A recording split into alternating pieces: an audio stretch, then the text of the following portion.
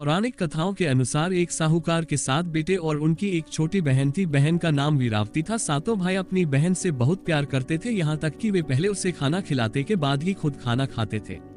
एक बार उनकी बहन ससुराल से मायके आई हुई थी। शाम को जब सातों भाई अपना काम कर घर वापस आए तो देखा उनकी बहन बहुत परेशान थी। सभी भाई खाना खाने बैठे और अपनी बहन से भी खाने का आग्रह करने लगे, लेकिन बहन ने बताया कि उसका आज करवा चौथ का निर्जला व्रत है, वह खाना सिर्फ चंद्रमा को अर्घ्य देने के बाद ही खा सकती है। चंद्रमा अभी तक नहीं निकला होता है, इसलिए उनकी बहन भूख प्यास से परेशान हो उठी थी। तब उसके भाइयों ने पीपल की आड़ में छन्नी में दीपक जलाकर नकली चांद दिखा दिया और उसके बाद वीरावती को भोजन करवा दिया। परिणाम यह हुआ कि उसका पति स्वर्ग सिधार गया। फिर वीरावती ने 12 महीने तक प्रत्येक चतुर्थी को व्रत किया। अगले साल फिर करवा चौथ आने पर उसने व्रत किया और अपने पति को पुनः प्राप्त किया।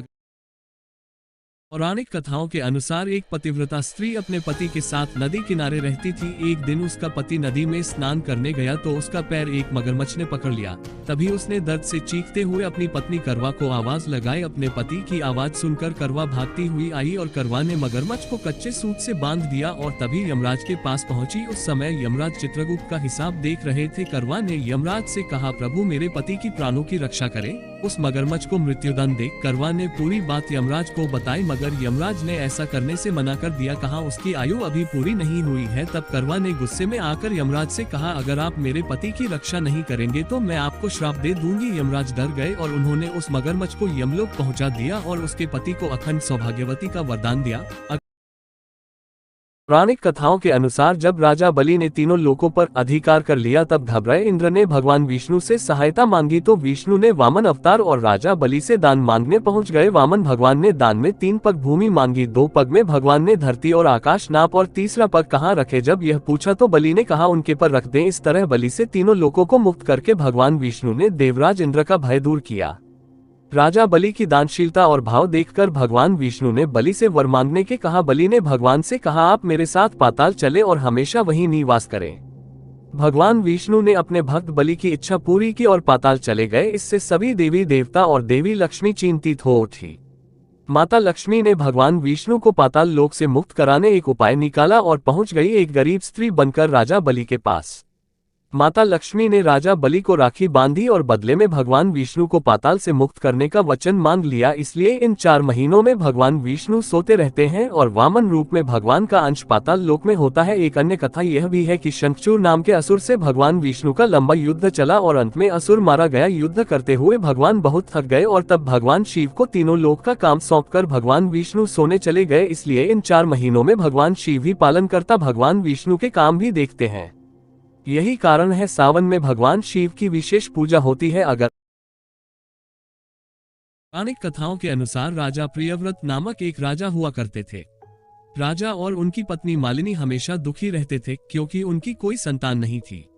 उन्होंने संतान प्राप्ति के लिए कई उपाय किए लेकिन नतीजा कुछ नहीं निकला। एक बार संतान प्राप्ति की कामना के लिए राजा प्रियव्रत और उनकी पत्नी महर्षि कश्यप के पास गए और कहा कि हे महर्षि, हमें संतान प्राप्ति का कोई उपाय बताए। उनका दुख सुन महर्षि कश्यप ने संतान प्राप्ति के लिए राजा के यहाँ यज्ञ का आयोजन करवाया।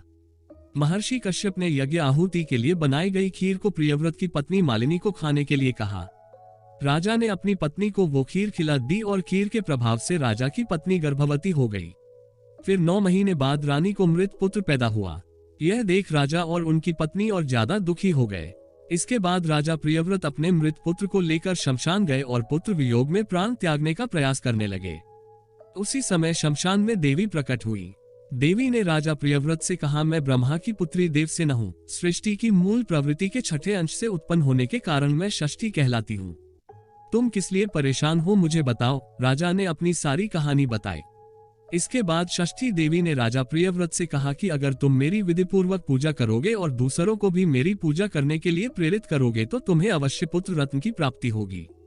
राजा ने देवी के कहे अनुसार कार्तिक शुक्ल की षष्ठी तिथि को व्रत रखकर देवी षष्ठी की विधि विधान से पूजा की और बाकी लोगों को भी षष्ठी देवी की पूजा करने के लिए प्रेरित किया। षष्ठी देवी की पूजा के फलस्वरूप राजा की पत्नी रानी मालिनी एक बार फिर से गर्भवती हुई और 9 महीने बाद उन्हें एक सुंदर हंसता खेलता पुत्र की प्राप्ति हुई। ऐसी मान्यता है कि इसके बाद से ही कार्तिक शुक्ल की षष्ठी तिथि पर छठ पूजा और व्रत करने की शुरुआत हुई। एक साहूकार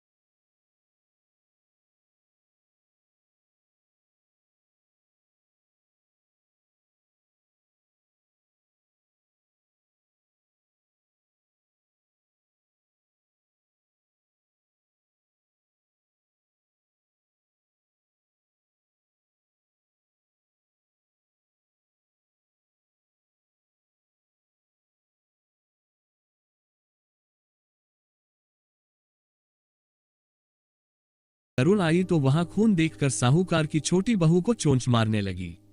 तब छोटी बहू बोली, मैंने तेरे बच्चे को नहीं मारा बल्कि सांप तेरे बच्चे के करीब आया था, मैंने तो उससे तेरे बच्चे की रक्षा की है। यह सुनकर गरुड़ बोली, मांग तू क्या मांगती है? छोटी बहू बोली, 7 समुद्र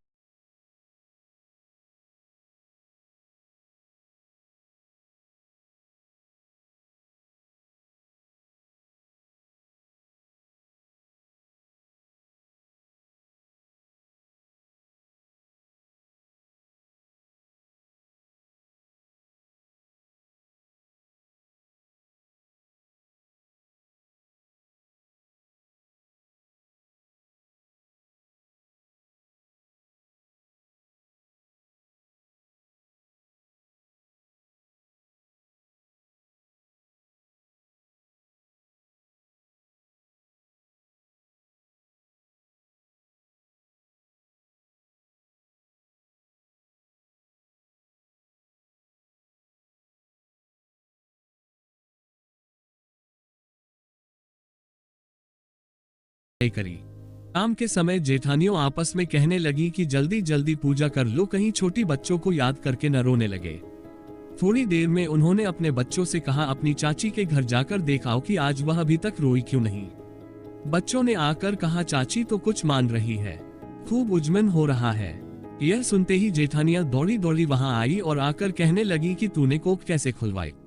वह बोली, तुमने तो कोख बंधवाई नहीं थी, सो मैंने कोख बंधवा ली थी। अब स्याहू माता ने कृपा करके मेरी कोख खोल दी है। हे स्याहू माता, हर बच्चे की रक्षा करना। पौराणिक कथाओं के अनुसार कार्तिक मास के कृष्ण पक्ष की त्रयोदशी तिथि को समुद्र मंथन के दौरान जब देवताओं और असुरों के बीच अमृत के लिए समुद्र मंथन हुआ, तब भगवान धन्वंतरी धनतेरस के दिन अमृत का कलश लेकर प्रकट हुए। तभी से धनतेरस मनाते हैं। भगवान धन्वंतरी विष्णु का अवतार है। कहते हैं इस दिन भगवान धन्वंतरी कलश लेकर उत्पन्न हुए थे, इसलिए इस दिन बर्तन खरीदना शुभ माना जाता है। तथा इस दिन नमक खरीदने का भी विशेष महत्व है। कहते हैं जिस प्रकार समुद्र का नमक खत्म नहीं हो सकता है, उसी प्रकार धन की वृद्धि भी हर साल होती रहे। भगवान धन्वंतरी के अलावा धनतेरस के दिन माता लक्ष्मी, धन के देवता कुबेर और मृत्यु के देवता यमराज की भी पूजा की जाती है। इस दिन से ही दीपावली का त्योहार आरंभ हो जाता है। ईश्वर पौराणिक कथाओं के आधार पर छोटी दिवाली को नरक चतुर्दशी भी कहा जाता है। इस दिन यम की पूजा करने से अकाल मृत्यु का खतरा टल जाता है और यह भी कहा जाता है सुबह जल्दी उठकर भगवान कृष्ण की पूजा करने से रूप सौंदर्य की प्राप्ति होती है। और ऐसा भी कहा जाता है कि राम भक्त हनुमान जी का जन्म माता अंजनी के गर्भ से इसी दिन हुआ था। नरक चतुर्दशी को छोटी दिवाली इसलिए भी कहते हैं क्योंकि यह धनतेरस के एक दिन बाद और दिवाली से एक दिन पहले आती है।